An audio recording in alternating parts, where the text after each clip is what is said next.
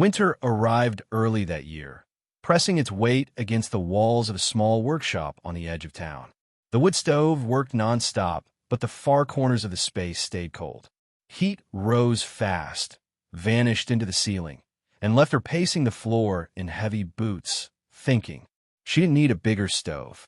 She needed a smarter one. She spent nights sitting on a crate, staring into the stove through the glass door. Flames curled, air rushed in, smoke rushed out. So much heat escaped and used. She sketched while the fire burned, arrows, loops, pathways. If hot air could be slowed down, forced to linger, maybe it could give more before leaving. The idea came quietly. Steel pipes. Thick, simple, cheap. What if the heat passed through the stove, not just around it? Pipes could act like heat exchangers, pulling warmth from the firebox and releasing it slowly into the room. No electronics, no fans, just physics and fire. The welder crackled to life. She cut the pipes to length, cleaned the edges, and mocked up the layout on the concrete floor. Each weld was deliberate. This wasn't decoration.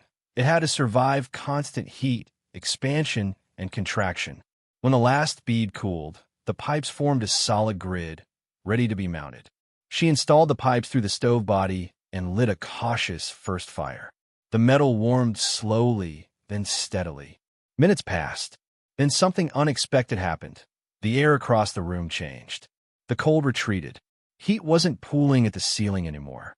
It was moving, working. By the second day, the change was impossible to ignore. The workshop warmed faster and stayed warm longer, even after the fire burned down to embers. She walked the space with her jacket open, hand brushing the air near the pipes. They radiated a steady, even heat. Nothing harsh, nothing wasted. She explained it simply to anyone who asked. The pipes increased the stove's surface area and trapped heat that would normally escape up the flue.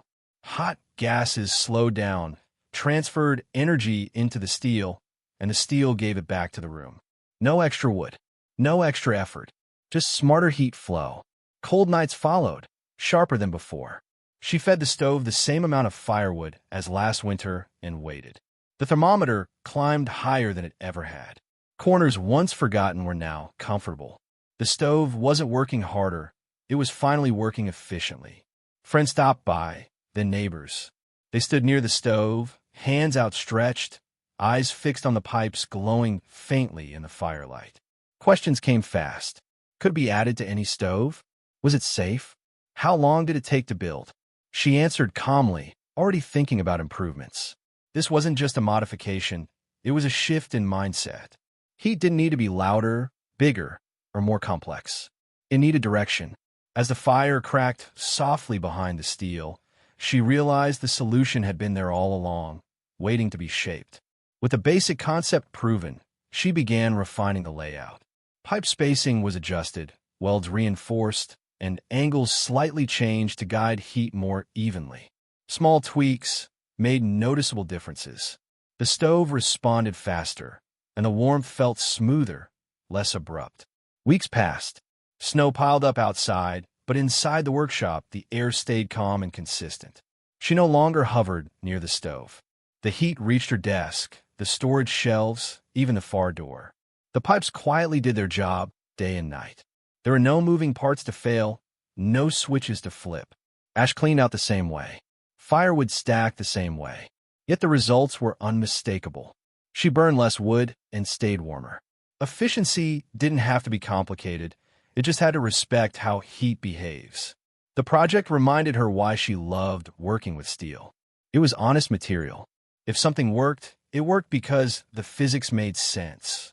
Fire, airflow, and metal followed rules, and once you listened to them, they rewarded you. As the coldest months settled in, the stove remained steady. Nights that once meant layers of clothing now meant comfort and quiet. Outside, winter raged. Inside, heat moved exactly where it was meant to go. She began experimenting with airflow around the pipes, leaving more open space in some areas and tightening it in others. These small changes shifted how the heat moved through the room. The warmth spread wider, slower, and more evenly, reaching places that once stayed cold all winter. The woodpile told the story better than any thermometer. By midwinter, it was clear she was burning less. Logs lasted longer. Reloads were less frequent. The stove felt calmer, more controlled, as if it finally had time to give up all the heat it produced. Mornings used to start cold, the kind that bit through gloves. Now, even after the fire had been low all night, the workshop still held warmth. The steel pipes released heat slowly, carrying yesterday's fire into the morning air. A few friends decided to try similar setups in their own stoves. Some copied the design closely, others adapted it to their space. Results varied, but the idea held true: slow the heat, keep it inside longer, let the metal work for you. By late winter, the pipes showed no signs of stress. Welds held. Steel stayed true. The system wasn't temporary or experimental anymore. It was part of the stove itself, built to last through many winters to come. Daily use revealed patterns no drawing could predict. She noticed how long the pipes stayed warm after the fire faded and how different wood types affected heat transfer. Each observation refined her understanding of the system and confirmed the design choices she had made. What once felt remarkable slowly became routine. Warmth across the entire space was no longer a surprise. The stove faded into the background of daily work, doing exactly what it was supposed to do, without demanding attention.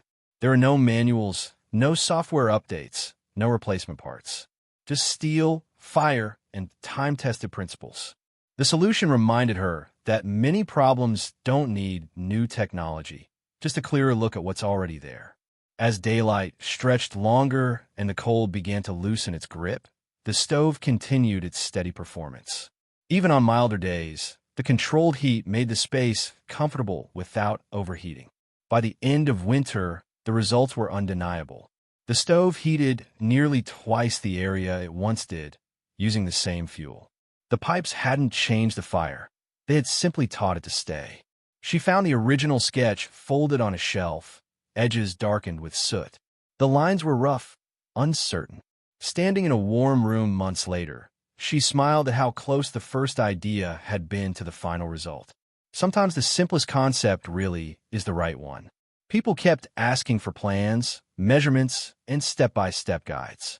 She never sold it as a miracle fix. Every stove was different. Every space behaved differently. The idea wasn't to copy blindly, but to understand the principle and adapt it carefully. She always stressed caution. Steel expands. Heat is unforgiving. Good welds, proper clearances, and patience mattered more than speed. The project worked because it respected the materials, not because it tried to push them beyond their limits.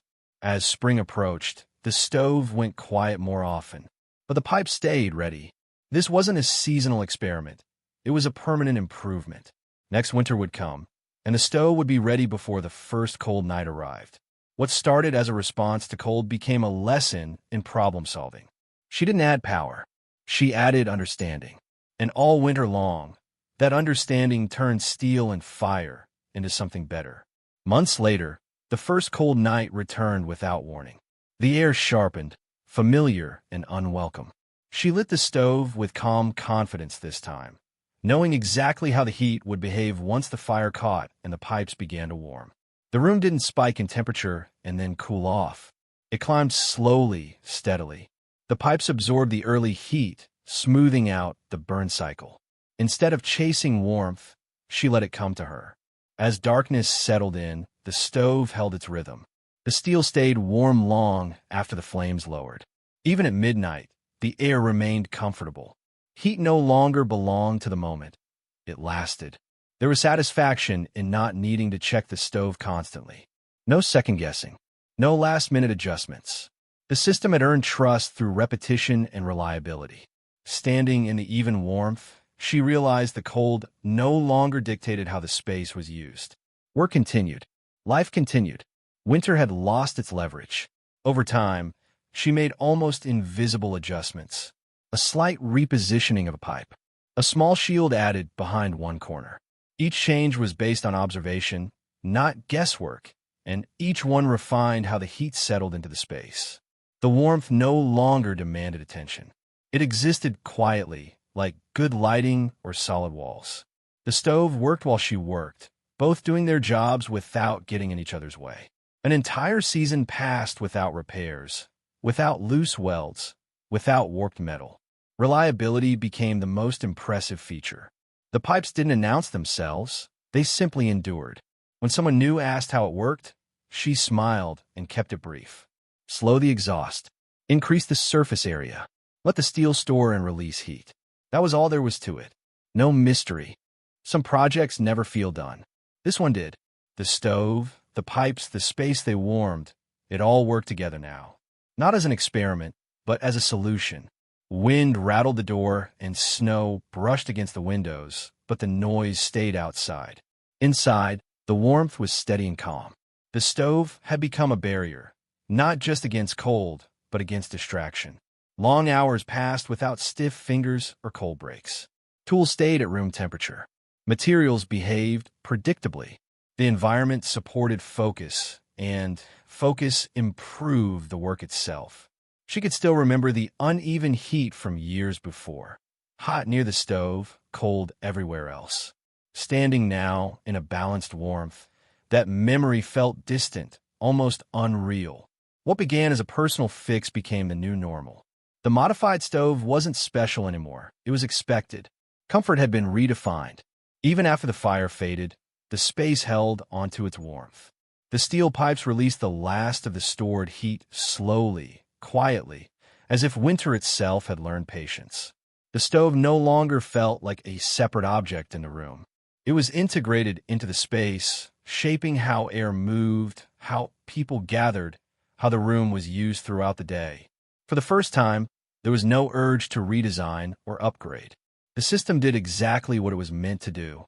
Improvement would have meant complexity, and complexity wasn't needed. Without advertising or instruction manuals, the idea traveled. People shared it in conversations, sketches on scrap paper, quick explanations by warm stoves. It spread because it worked. Trust didn't come from the first successful fire.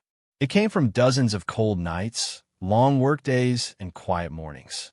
Each one confirmed that the solution was solid. In the end, the pipes didn't create more heat. They revealed how much was already there. By slowing it down and guiding it, winter lost its grip, and the fire finally gave everything it had. Visitors mentioned the heat before anything else. Not the stove itself, not the pipes, but the feeling of the room. It was even, comfortable, and persistent, the kind of warmth you only notice when it's done right.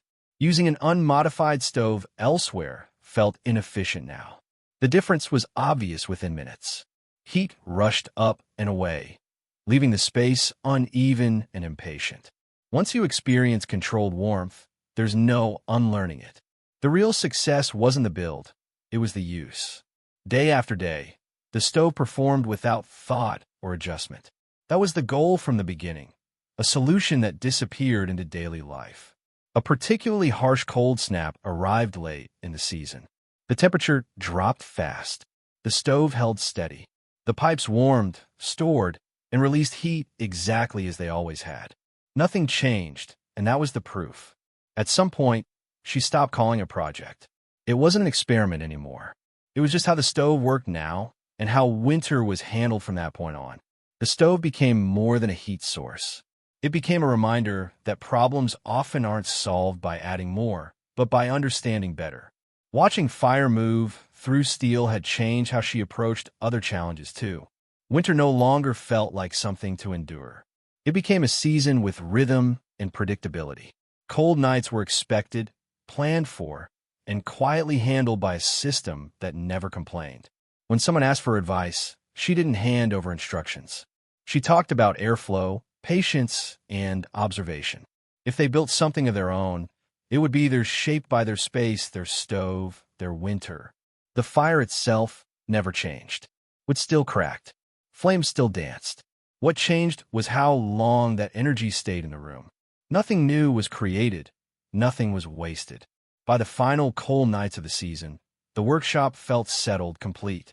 Steel, fire, and time worked together in quiet agreement. The stove no longer fought winter. It understood it, and that made all the difference.